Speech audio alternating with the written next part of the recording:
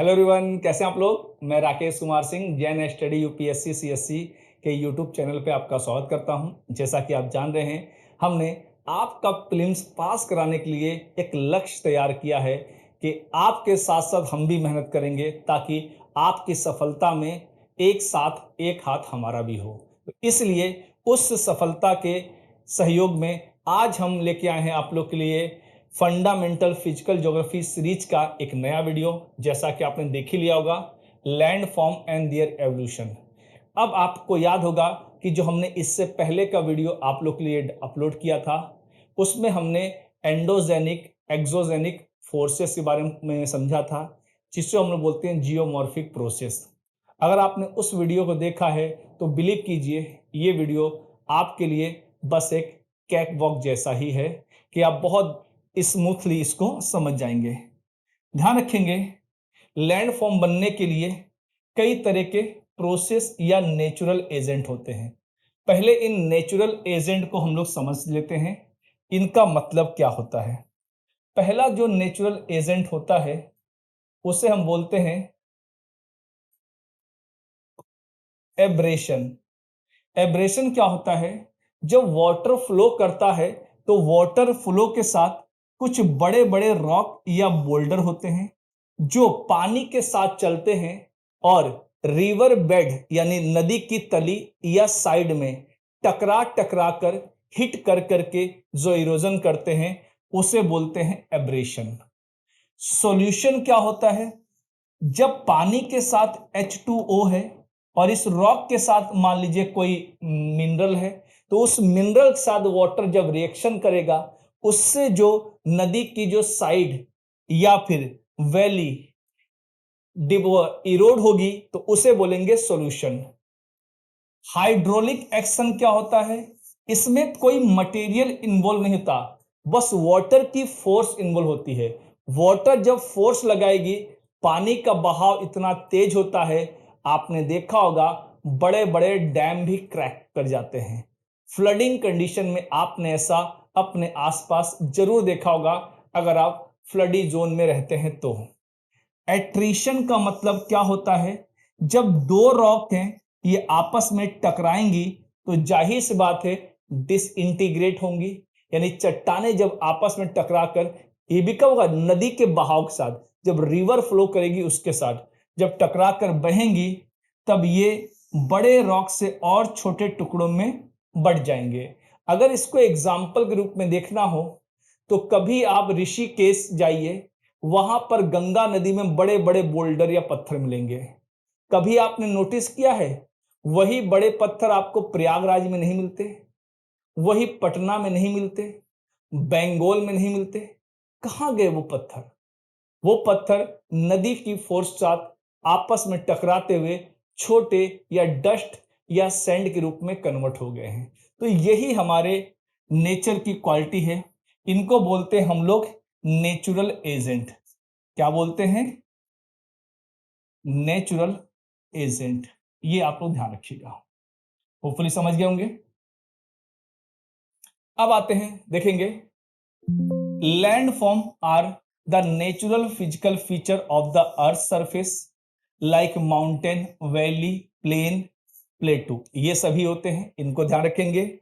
They are shape over the time by geomorphic process. क्यों कहा था मैंने कि लास्ट वीडियो जरूर देखिएगा, क्योंकि ये सभी जियोमॉर्फिक प्रोसेस के पार्ट हैं।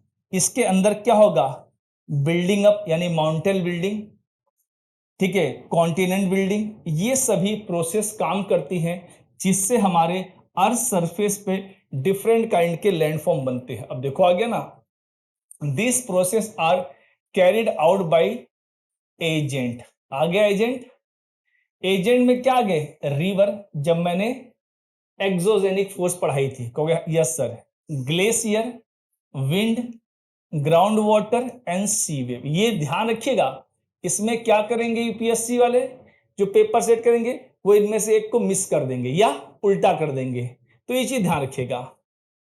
Think of earth as a spectacular workshop, time, nature, slowly classic and the mold the landscape, ये धीरे धीरे काम करते हैं और हमारे अर्थ के लैंड फॉर्म को फॉर्म्ड करते हैं डिफरेंट है, यानी अर्थ को मोल्ड कर देते हैं, जिससे अलग अलग टाइप के लैंड फॉर्म का फॉर्मेशन होता है।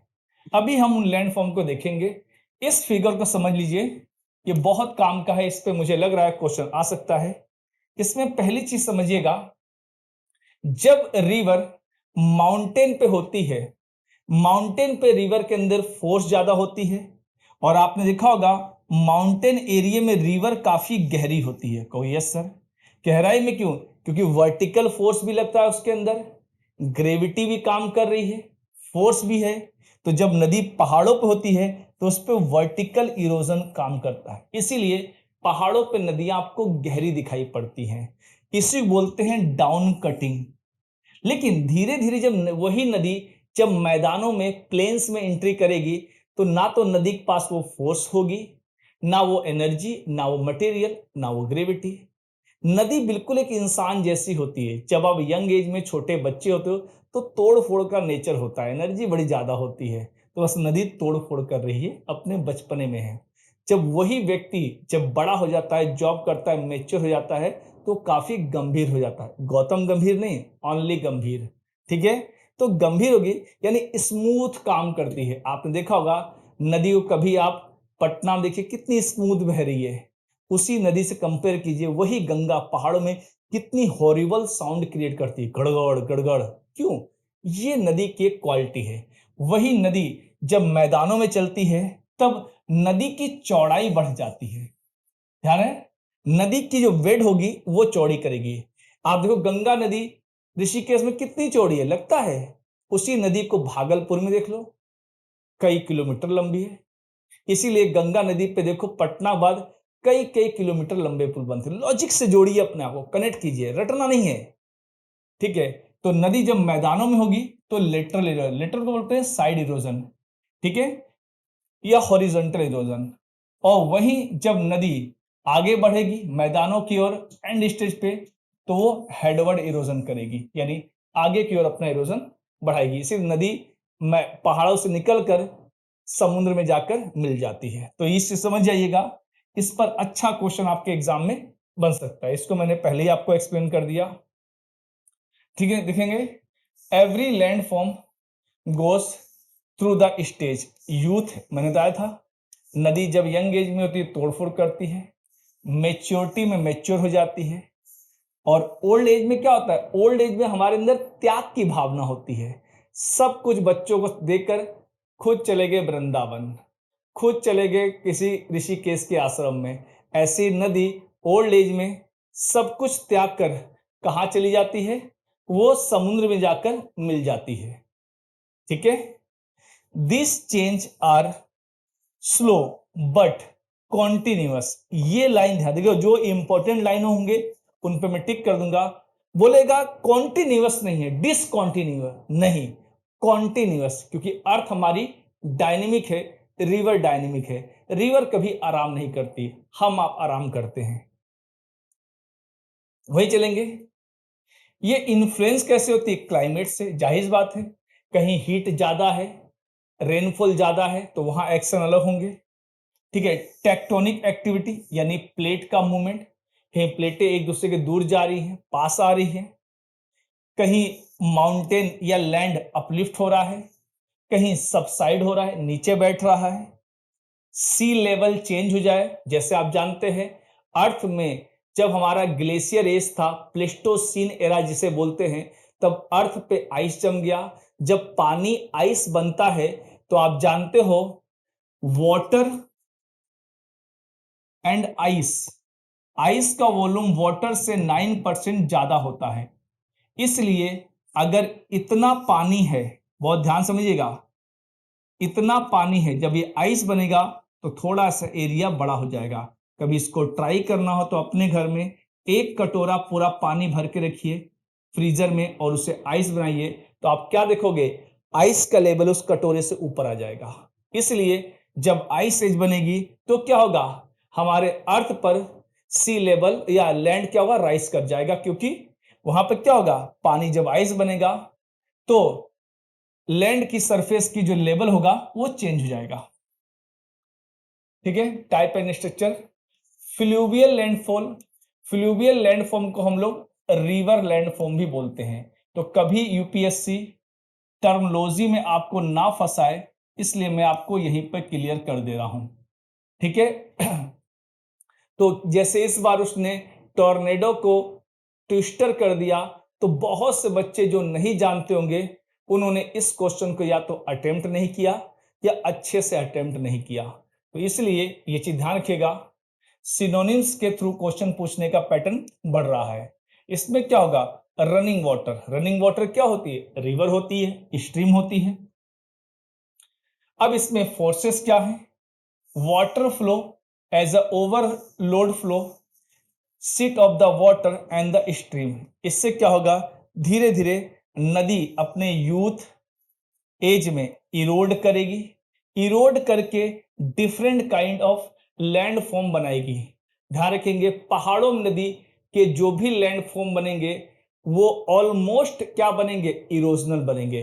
मैदानों में क्या बनेंगे, बनेंगे इरोजनल और डिपोजिशनल दोनों बनेंगे। लेकिन ओल्ड एज में डिपोजिशनल ज्यादा बनेंगे, इरोजनल माइनर बनेंगे। ये चीज समझिएगा आप लोग। अब यहां पे देखेंगे एग्जामिनर और कैसे पूछ सकता है, स्टेटमेंट देकर पूछ लेगा कि फ्लड प्लेन इरोजनल है, नहीं डिपोजिशनल है। डेल्टा इरोजनल है, नहीं डिपोजिशनल है।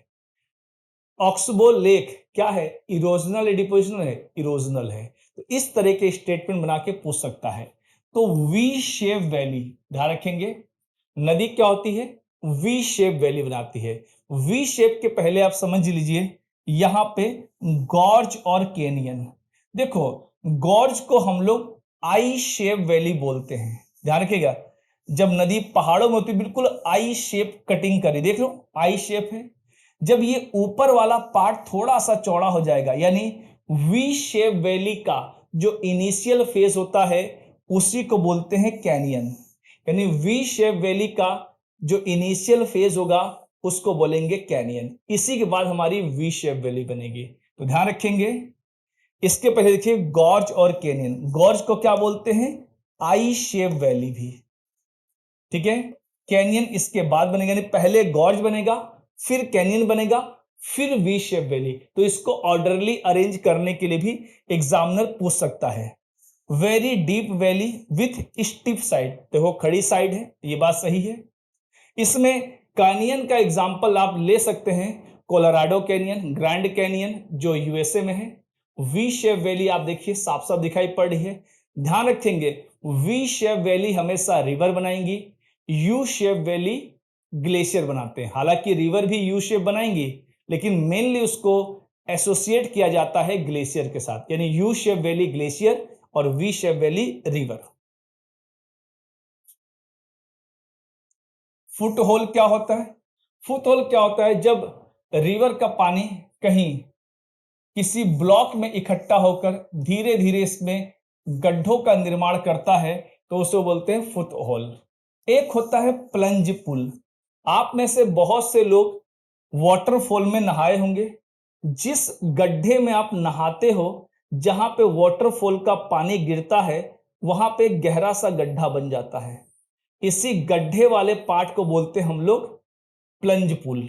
तो ध्यान रखेंगे, प्लंज पुल क्या होता है, पहले circular hole formed on the river bed, river की तली पर। यहां पर वाटरफॉल की बात हो रही, किसके, फुट होल की। लेकिन ये रिवर के बेड, रिवर की तली में ही जब गड्ढे बन जाएंगे तो उससे बोलेंगे फुट होल। ठीक है, और प्लंज पुल कहां बनेंगे, जहां पे वाटरफॉल का बेस होगा या बेड होगा।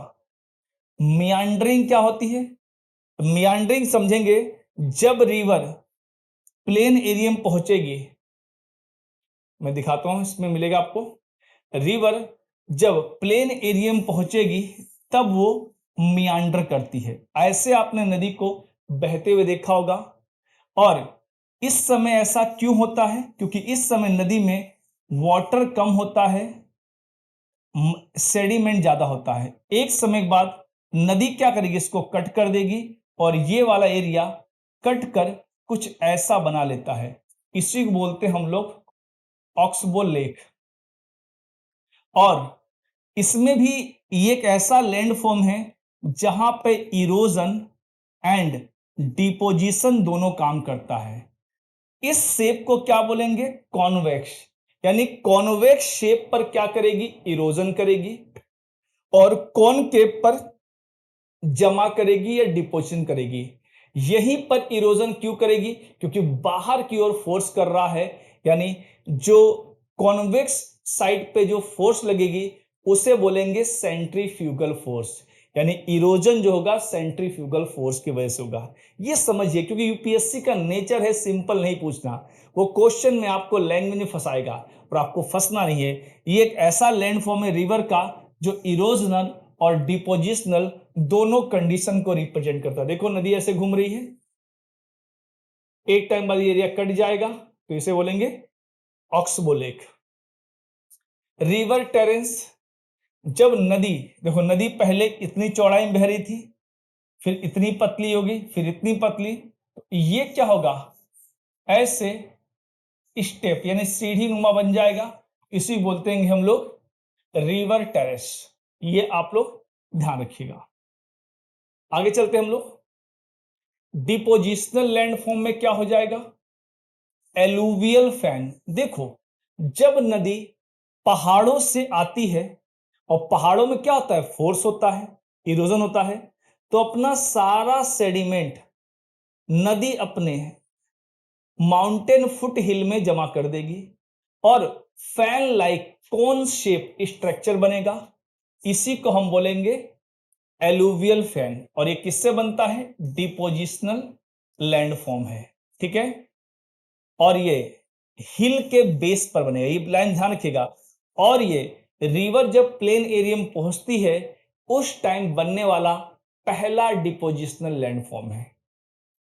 डेल्टा, डेल्टा रिवर के एंड स्टेज पे बनती है, और ये रिवर जितना भी अपना मटेरियल लाती है वो सारे डिपॉजिट कर देती है, उसी से बनता है हमारा डेल्टा।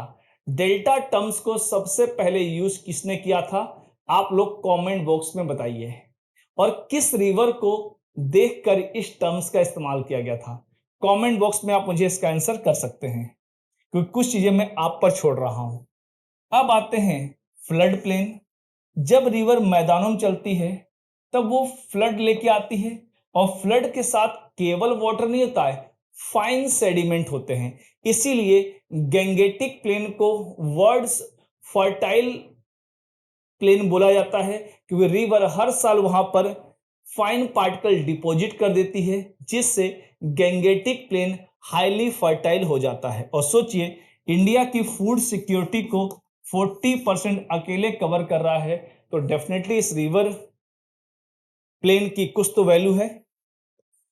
फ्लड अपने साथ सेडिमेंट लेके आती है, इस सेडिमेंट से ये प्लेन बनता है। इसमें एक चीज ध्यान रखेंगे, इसमें जो रिवर के पास वाला एरिया होगा इसे बोलेंगे खादर, और जो बैक वाला होगा इसे बोलेंगे बांगर।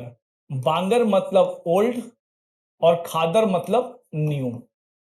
अब वैसे भी जिस मिट्टी में खाद डालते हो वो नई मिट्टी होती है, तो नई मिट्टी से खादर मान लीजिए, खाद डाल रहे हैं। और बांगर मतलब पुरानी, तो ध्यान रखेंगे खादर न्यू हो गई, बांगर ओल्ड एलुवियल सॉइल हो गई। नेचुरल लेविस, ये क्या होता है? नदी जब बहती है तो नदी के किनारे जो ऊंचे ऊंचे मिट्टी के बांध बनते हैं जिसके बीच में से नदी बहती है, उसी डिपोजिशनल लैंड फॉर्म को हम क्या बोलते हैं? Natural levees. Raised bank formed by coarse sediment, यानी नदी के द्वारा जो सेडिमेंट लाए जाते हैं उनके किनारों पे जो ऊंचे ऊंचे मिट्टी के बांध बन जाते हैं, मेड़ बन जाते हैं, उसी को बोलते हैं नेचुरल लेविस। बार पॉइंट, देखो जब रिवर मियांड्रिंग करती है तो जो अंदर वाले पार्ट में, बाहर वाले पार्ट में तो क्या हो रहा था? इरोजन हो रहा था। अंदर वाले पार्ट में जो डिपोजिशन हो रहा है उसी से जो शेप बनती है उस शेप को बोलते हैं पॉइंट बार। क्या लिखा है? Deposit inside meandering loop. ये पॉइंट ध्यान रखिएगा। ऑक्सबो लेक समझाई दिया मैंने, जब रिवर बहती हो, यहां देखो डिपोजिशन हो रहा है ना, यहां देखो इरोजन, ये ध्यान रखिएगा। इसको कॉन्वेक्स बोलेंगे, इसको कॉनकेव बोलेंगे, ये आप साइंस में पढ़ चुके हो। जब ये कट जाएगा अलग से एक टाइम बाद, क्योंकि नदी जब फ्लो में बहेगी तो इसको कट कर देगी, ये एरिया कट के अलग हो जाएगा, और कट कर अलग हो जाएगा तो इसी से बनेगा हमारा क्या, ऑक्सबो लेक। ठीक है, cut off मियांडर loop forming crescent lake.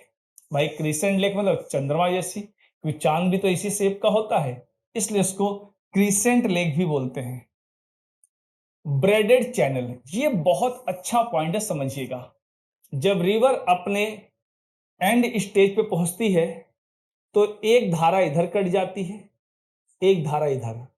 बहुत ध्यान समझिए इस चीज को। जब ये धाराएं सीधे समुद्र में मिल जाएंगी सीधे, तब इन्हें बोलेंगे डिस्ट्रीब्यूटरी।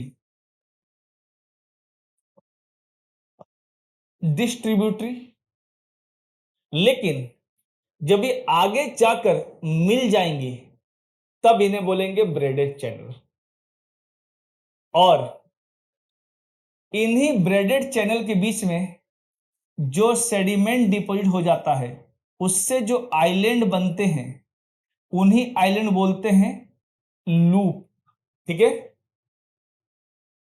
देखो इससे आइलैंड बनते हैं, और इसी टाइप के आइलैंड का एग्जांपल है world largest river island Majuli. कहां पे है, असम में है, ब्रह्मपुत्रा रिवर पे है। वहीं पे दुनिया का सबसे छोटा वर्ल्ड स्मॉलेस्ट रिवर आइलैंड भी है, जिसे बोलते हैं हम लोग उमानंदा। अब ग्राउंड वाटर लैंडफॉर्म को क्या बोलते हैं, कास्ट टोपोग्राफी, क्योंकि लाइम स्टोन के सरफेस बनती है। देखेंगे लाइम स्टोन रीजन होता है, ये ध्यान ध्यान रखिएगा। और कास्ट टर्म्स पहली बार कहां से लिया गया है, युगोस्लाविया, एक यूरोपियन कंट्री थी। ठीक है, युगोस्लाविया, अब वो तोड़कर कई सारी कंट्री बन गई, मॉन्टेनेग्रो, ठीक है, स्लोवानिया, ये सभी। तो इसमें क्या होता है, सॉल्यूशन यानी केमिकल एक्शन ज्यादा इन्वॉल्व होता है।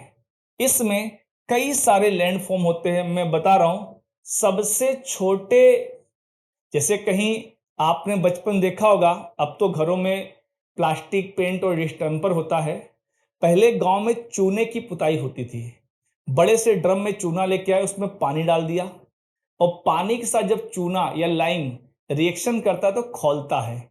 ऐसे जिस सरफेस पे लाइमस्टोन रॉक होगी, वहां पे अगर प्रेसिपिटेशन या रेनफॉल होगी, तो जो छोटा सा होल होगा उसे बोलेंगे पोनोर, या बोलेंगे सिंक होल।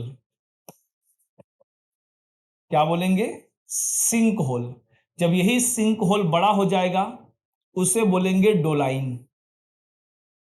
अब उससे बड़ा हो जाएगा उसे बोलेंगे पोलजे। पोलजे से बड़ा हो जाएगा युवाला। तो ये कास्ट टोपोग्राफी के फीचर हैं, ये आप ध्यान रखेंगे। इरोजनल देखो आ गया, सिंक होल सबसे छोटा, फिर डोलाइन। ठीक है, ये फनल शेप का होता है, डिप्रेशन, गड्ढे होते हैं, क्योंकि पानी गिरेगा ऐसे ऐसे गड्ढे बन जाएंगे। देखो सिंक होल के बाद फिर डोलाइन बनेगा, इसमें केव बनती है। इस केव के अंदर, जैसे आप जानते हो अर्धकुंवारी केव, रॉबर्ट केव जम्मू कश्मीर की, आप जानते हो वहां पे झारखंड में बाबा धाम, वहां पर भी, वहां पे जो रॉक बनती हैं वो बेसिकली लाइमस्टोन की होती है। वो कास्ट टोपोग्राफी का बहुत अच्छा एग्जांपल है। वाला बताई दिया मैंने आप लोग को। अब देखो, जब कहीं केव है, केव के अंदर जब लाइमस्टोन की रॉक रूफ से लटक रही होती है, उसे बोलते हैं स्टेगलेक्टाइट। अब जब इसमें से कुछ पॉइंट नीचे गिरकर बेस से खड़े हो जाएंगे पिलर के रूप में, उसे बोलेंगे स्टेगलेक्टमाइट। याद करने का सिंपल तरीका, आप लटक के टाइटली खड़े हो, तो लटके हुए क्या, टाइट। माइट मतलब मिट्टी मिल गए यानी गिर गए, तो माइट हो गया। जब ये दोनों आपस में एक टाइम पे मिल जाएंगे तब इसी बोलेंगे केव पिलर। क्या बोलेंगे, केव पिलर। ठीक है, जब ये आपस में मिल जाएंगे, मर्ज जाएंगे। हैंगिंग फ्रॉम केव सीलिंग, छत से लटक रहा है, उसे बोलेंगे स्टेगलेक्टाइट। ग्रो फ्रॉम केव फ्लोर, उसे बोलेंगे स्टेगलेक्टमाइट। अब देखेंगे ग्लेशियर लैंडफॉर्म में। ग्लेशियर में, ग्लेशियर के अंदर केवल आइस नहीं, उसके सेडिमेंट भी होते हैं, और उससे जो इरोजन होता है उसे बोलते हैं हम लोग ग्लेशियर इरोजन। उससे एक प्रोसेस होती है प्लगिंग। प्लगिंग मतलब आइस द्वारा आइस के ब्लॉक उखाड़ देना, उसे बोलेंगे प्लगिंग। स्क्रैपिंग यानी स्क्रैप कर देना। ग्राइंडिंग, ठीक है, छोटे टुकड़ों में चेंज कर देना। तो इसी ये तीनों प्रोसेस किसमें, ग्लेशियर लैंडफॉर्म को फॉर्म करने में मेजर इन्वॉल्व रहती हैं, यानी ये एक तरह का नेचुरल एजेंट के रूप में काम करती हैं ग्लेशियर लैंडफॉर्म को बनाने में। ठीक है, आगे चलते हैं इरोजनल लैंडफॉर्म। ग्लेशियर लैंडफॉर्म में पहला होगा शर्क। सर्क बोलते हैं बाउल शेप डिप्रेशन, या इसको बोलते हैं आर्म चेयर स्ट्रक्चर। आपने हॉलीवुड बॉलीवुड की मूवी में देखा होगा, लोग आर्म चेयर पे सी बीच पे आराम से लेटे होते हैं। तो आप याद रखो, कुछ ऐसा ही नहीं दिखाई पड़ा आर्म चेयर जैसा। तो ये जो शेप होती है इसी को बोलते हैं हम लोग शर्क। देखो आर्म चेयर जैसी, सर्क। जब दो या दो से अधिक सर्क के बीच में एक लाइन बन जाती है माउंटेन की, उस लाइन को बोलते हैं अरेट। याद रखिएगा, जब कई सारी अरेट मिल जाती हैं तो एक पीक बन जाती है, इसे बोलते हैं हॉर्न या प्राइमोडियल। ठीक है, पिरामिडियल पीक बोलेंगे। इसका एग्जाम्पल है मेटर्न हॉर्न पीक, यूरोप में है। सर्क बता ही दिया, आर्म चेयर हो गई। जब इनके बीच में कोई लेक बन जाएगी, ग्लेशियर लेक, उसे बोलेंगे कोल। ठीक है, समझा दिया। सर्क लाइक हो गया, तो सर्क हो गया आर्म चेयर स्ट्रक्चर हो गया। हॉर्न क्या हो गया, हॉर्न शार्प पीक हो गया, दिखा दिया मैंने आप लोग को। अरेट क्या हो गया, रिज हो गया। जब दो सर्क मिलेंगे तो एक रिज बनेगी, रिज की रेंज बनेगी, बल्कि एक लाइन में वो रिज या माउंटेन हमें दिखाई पड़ेगी। तो रिज ऑफ रेंज को हम क्या बोलेंगे, हम बोलेंगे अरेट। नेक्स्ट देखेंगे ग्लेशियर टफ या यू शेप वैली। देखो ये हो गई पूरी आपकी यू शेप वैली। इसी के साथ देखो एक सपोर्टिव ग्लेशियर रिवर आ रही है।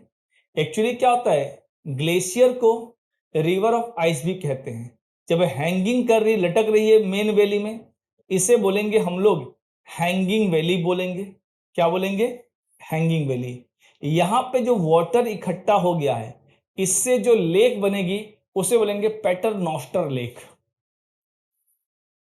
फियोर्ड क्या बोलता है, फियोर्ड ऐसी ही वैलियां होती हैं जब जाकर ओशन में मिल जाती है, यानी glacier valley merge with ocean and sea, that is called fjords. ठीक है, glacier valley flooded by sea. ठीक है, तो इसे बोलेंगे फियोर्ड। फियोर्ड का बहुत अच्छा एग्जांपल है नॉर्वे। मोरेन क्या होता है, ये डिपोजिशनल लैंडफॉर्म है। जब ग्लेशियर, ठीक है, ग्लेशियर डिपोजिट होगा तो उससे जो लैंडफॉर्म बनेंगे उसे बोलेंगे हम लोग मोरेन। ठीक है, ये क्या होते हैं, छोटे छोटे रिज होते हैं जो आइस पार्टिकल के डिपोजिशन से बनते हैं। इसमें भी कई टाइप का होता है। एक होता है एंड मोरेन, इसको टंग मोरेन भी बोलते हैं। देखो टंग जैसी शेप दिखा रहा है, जब सबसे एंड स्टेज पे बनता है उसे बोलते हैं एंड मोरेन या टंग मोरेन। मिडिल मोरेन को बोलते हैं मिडिल मोरेन, यहीं पर ग्लेशियर की स्पीड सबसे ज्यादा होती है। ठीक है, ध्यान रखेंगे। एस्कर क्या होगा? Long ridge from melt water. जब ग्लेशियर वाटर मेल्ट कर जाएगा तो जब ग्लेशियर मेल्ट करेगा तो वो पानी बन जाएगा, लेकिन उस ग्लेशियर के साथ जो सेडिमेंट होंगे, अगर वो एक छोटे छोटे माउंटेन के रूप में कहीं खड़े हो जाएंगे रिज के रूप में, ऐसे ही स्मॉल हिल या माउंटेन को हम क्या बोलेंगे? रिज रेंज को हम बोलेंगे एस्कर। आउट वॉश प्लेन क्या होते हैं? जब ये ग्लेशियर मेल्ट कर जाते हैं तो उनके डिपॉजिट से लोअर लाइन एरिया में जो ग्लेशियर डिपॉजिट जमा होते हैं उससे जो प्लेन बनते हैं उसको बोलते हैं आउट वॉश प्लेन।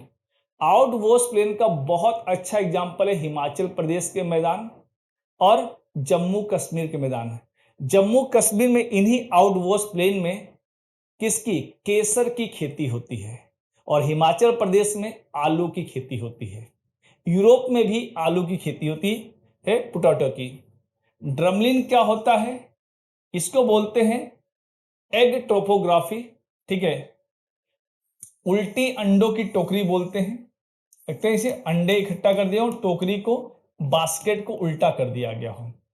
तो smooth hill aligned with glacier flow, glacier flow के साथ अलाइंड होती है, इसे बोलते हैं ड्रमलिन, यानी उल्टे अंडों की टोकरी वाली लैंडफॉर्म होता है ये। अब आते हैं कोस्टल लैंडफॉर्म। कोस्टल लैंडफॉर्म में जो सी करंट और वेव आती है उससे अलग अलग टाइप के लैंडफॉर्म बनते हैं। पहला बनता है क्लिफ। क्लिफ कैसे बनता है?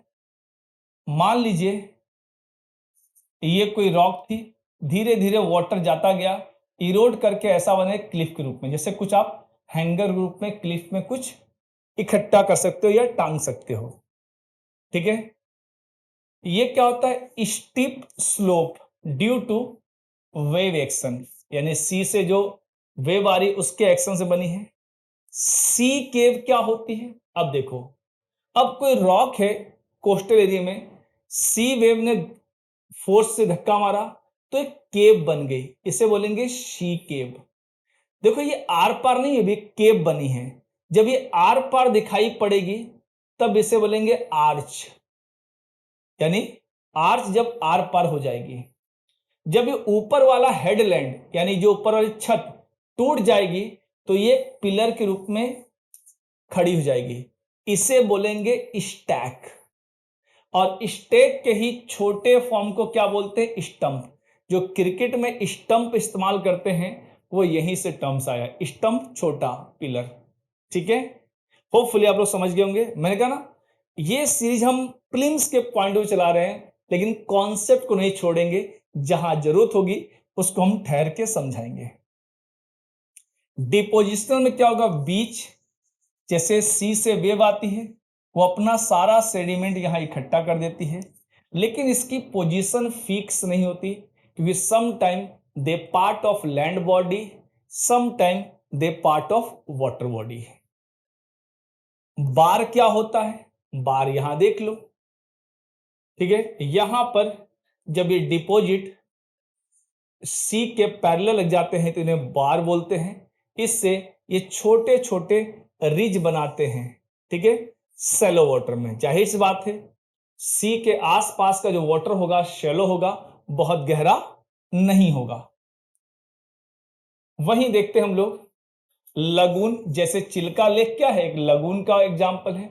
लगून वाटर हम किसे बोलते हैं? समझिए, ऐसा कोई लेक जिसका 90% पार्ट लैंड से कवर हो और 10% पार्ट ओशन वाटर से। इसीलिए इसमें सॉल्ट का जो कंटेंट होता है 5 to 35 ग्राम पर लीटर होता है। इसीलिए ये क्या होती है? ब्रैकिश वाटर कहलाती है। इसमें बेम्बानाथ लेक भी आती है जो इंडिया की लॉन्गेस्ट लेक है। तो ये हो गया लगून का एग्जाम्पल। एग्जाम्पल ऑफ कमेंट बताइए मुझे आप लोग, वर्ल्ड का लार्जेस्ट लगून कौन सा है? सैंड ड्यून्स क्या हो गया? सैंड ड्यून्स क्या हो गया? आपने राजस्थान गए होंगे तो वहां देखा होगा बालू के ढेर लग जाते हैं, उन्हें हम बोलते हैं सैंड ड्यून्स। हालांकि समर में मत जाना, वरना वहां पे अंडे उबल रहे हैं, अंडों का हाफ फ्राई हो जा रहा है, इतनी गर्मी पड़ रही है।